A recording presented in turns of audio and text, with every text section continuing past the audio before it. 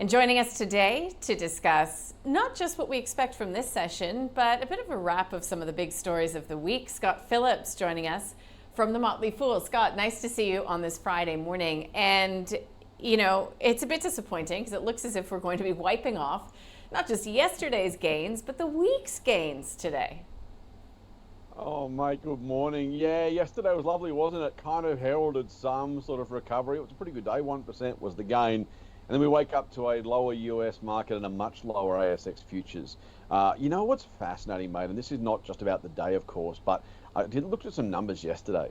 If you look at the ASX by sector over the past 12 months, we're up about 8.3% for the All Ords. Of that, resources, mining and materials are both up more than 45%, and financials up by 12%. Healthcare down, tech is down, consumer discretionary down by 17%, staples off by 6%. So we talk about the market, and we do, and we should, and we all know it's an average and all that kind of stuff. But man, it is a very, very, very different story below the waterline. Now, why do I say that? Largely because we tend to follow directionally the US market, but the extent to which we follow, under or overshoot them, tends to come down to our market composition as well. So resources probably going to have a tough old day today. The overall market going to be down. As I say, the US market was down as well. All right. So putting that to one side, it has been a very news-heavy week here locally. Let's leave interest rates to the side for now. Let's talk about so-called confession season, which really kicks off with the Macquarie conference this week. Was there any overarching theme or tone that you could detect coming from some of these company updates?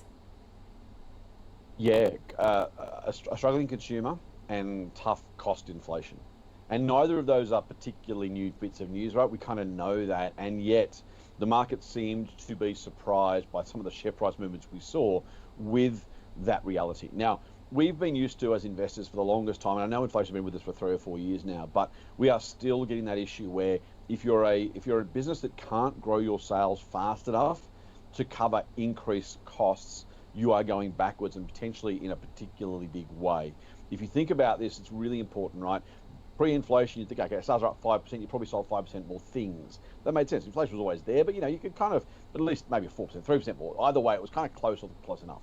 These days, if you are selling 2, 3, or 4% more stuff in revenue terms, you're probably selling fewer items, and yet the cost per item has probably gone up because your suppliers are passing on their costs, and then your costs, fixed and variable. Think about staffing, electricity, insurance, energy, all the things that we know about in our personal lives are really hitting these companies. And so on one hand, if you've got the consumer weakening generally, but if you can't get sales growth from whatever customer, whatever source, at a strong enough level to offset that cost inflation, those businesses without pricing power are absolutely being found out profit-wise, and as I say, as a result, share price-wise.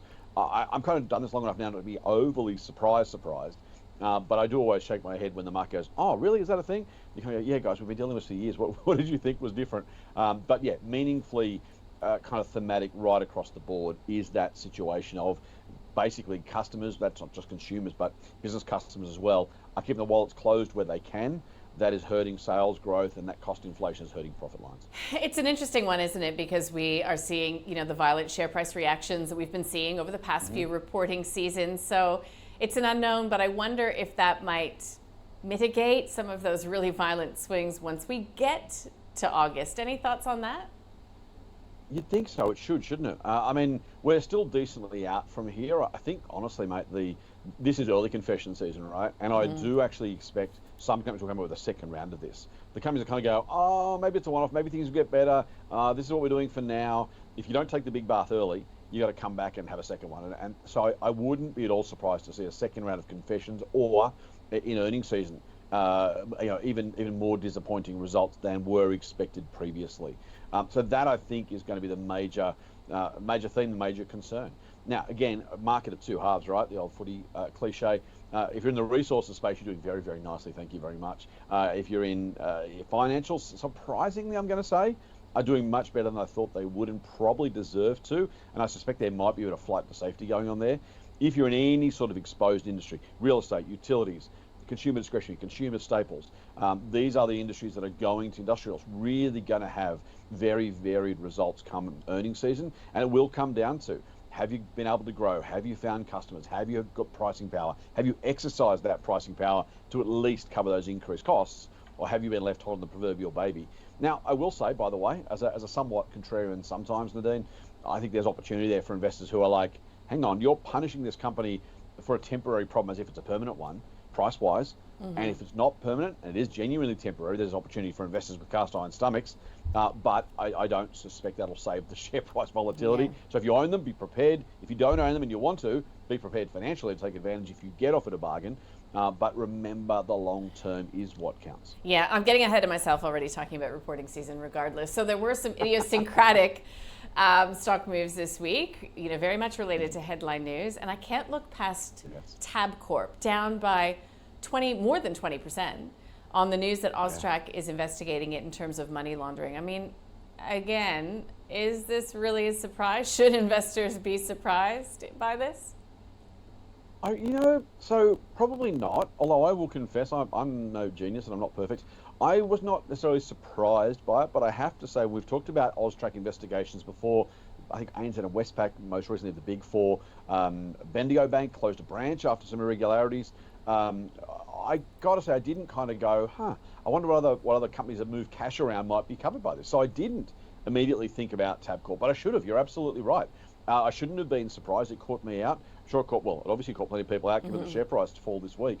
So yeah, and you know why it shouldn't? Because I'm old enough and been around long enough, and I'm an optimist, but also with a side of cynicism, to remember that where does money go to be laundered? It goes to gambling, right? It was the SP bookies way back in the day, the poker machines that people put tens of thousands of dollars through and somehow walk out with cash in their pockets. It is as old as the hills, right? Go to the casino, launder the cash. Should I have been surprised that it's pretend? Now we should say allegations only, investigations, nothing's been proven or found.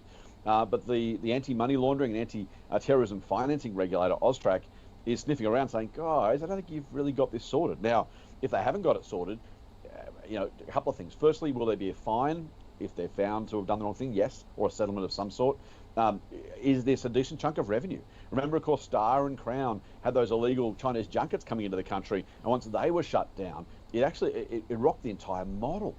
Star, we know, has just been through ordinary amounts of grief, and largely they built a business based on revenue they couldn't sustain. So how much of Tabcorp's revenue and profit may come from, unbeknownst to Tabcorp, although they maybe have not got the processes right, we'll find out, from those illegal sources or inappropriate sources that might get shut down. What does that do to the business? And I think that's behind the share price fall, because last time they were investigated, they've been here before, 2015 it was, they settled in 2017 for a $45 million fine. Now, maybe it's double, triple, quadruple that. Even still, that wouldn't justify a $500 million fall in the market cap of the company. The question I think on most investors' minds is, what does this look like from a revenue and therefore profit perspective?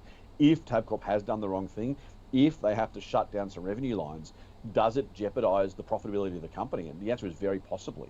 And so in that case, I think the fall is probably justified, at least from a shoot first, ask questions later basis. Whether it ends up being as bad as investors fear is an open question. But the chances, the range of outcomes here is much larger than just for a bank, for example. Will there be a fine because they had a small amount of money go from here to there and they didn't know about it? This may be more existential for Tabcorp. Okay. Any other sort of company headlines that really caught your fancy or made you rethink whether or not a company is sort of investable right now?